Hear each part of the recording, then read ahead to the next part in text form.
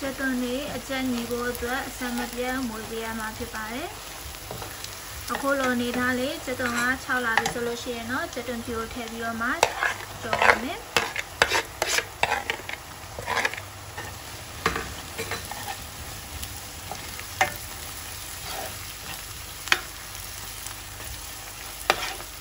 จะตัวนี้อ๋อจะตัวพิวอ๋อพอตัวนี้ชาวบิโอมาอย่างเดียวมาเลยที่จบเบียมาพิพาย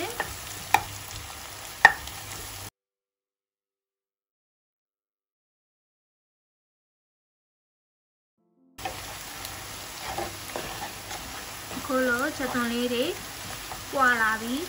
ชาวลาบีโซลูชันเนาะตัวชาวเทบิโอมาจบบ้างไหม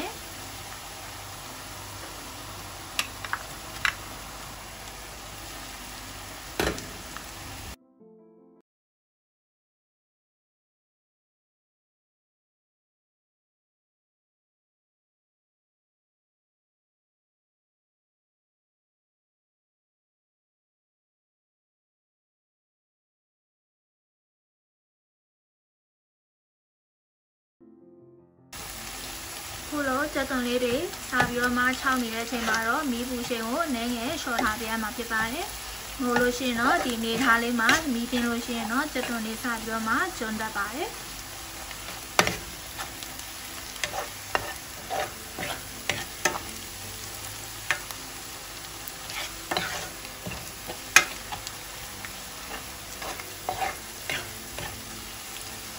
ပစုံချောက်စီတန်းတန်းလေးတွေ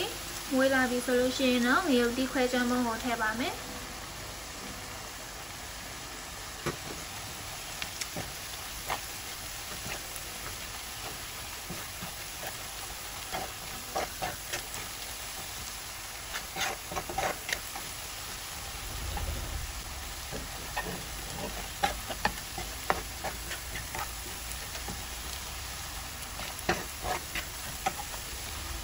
ငရုတ်တီးစိမ့်နှံလေးတွေပြောက်သွားပြီဆိုရင်တော့ငံမြားရေးထည့်ပါမယ်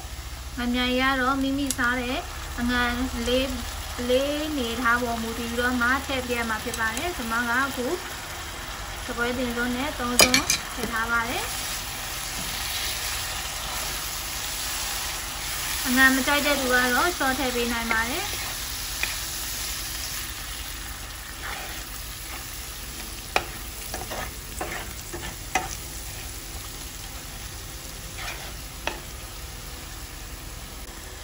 ငါမြရေကျော်ကိုအခုလို6နေထားမျိုးလေးနဲ့လည်း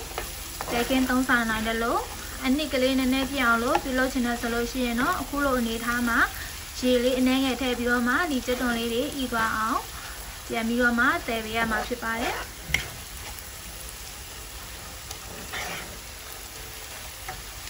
အချောင်းတိုင်းတဲကင်းမယ်ဆိုလို့ရှိရင်တော့အခုလိုအနေထားကိုမျိုးဝါးနဲ့ချပြီးတော့မှတဲကင်းသုံးဆောင်နိုင်ပါပြီ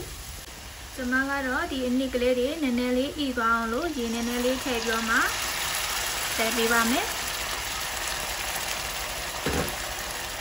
ဒီရေလေးတွေခမ်းပြီးတော့မှစီပြန်လာတဲ့အထိထည့်ပေးရမှာဖြစ်ပါတယ်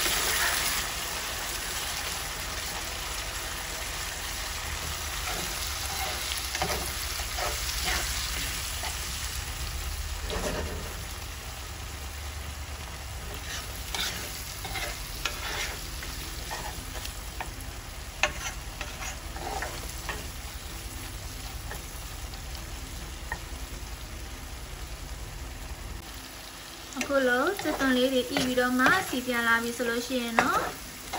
ဒီဘောကနေချပြီးတော့မှတဲကင်းသုံးဆောင်နိုင်ပါပြီအပေါ်စားတဲ့ဒူအတွက်ဆိုလို့ရှိရင်တော့ဒီချိုးကအများကြီး3စွန်းနဲ့လုံလောက်ပါတယ်